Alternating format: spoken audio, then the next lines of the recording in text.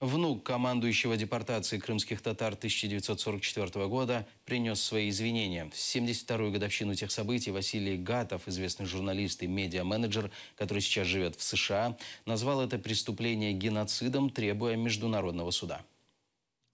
Сегодня годовщина одного из самых позорных событий в истории Советского Союза – депортации крымско-татарского народа. Мне не так уж просто писать эти слова. Мой родной дед был командующим этой операцией. Май 1944-го – дни, когда советская армия освобождала уже земли Европы от нацистской машины геноцида, когда понятие лагерей смерти уже вполне было понятно солдатам и офицерам. В эти самые дни Сталин решает, что еще один народ, весь от детей до героев, враг. Выселение. Как стыдливо названо это в соответствующих документах чеченцев, балкарцев, немцев Поволжья, крымских татар, литовцев, латышей и эстонцев. Это не что иное, как форма геноцида. Никогда не признанного, никогда не оплаканного и никогда не оплаченного. Крымские татары и чеченцы с ингушами – народы, которым досталось от СССР и досталось от России.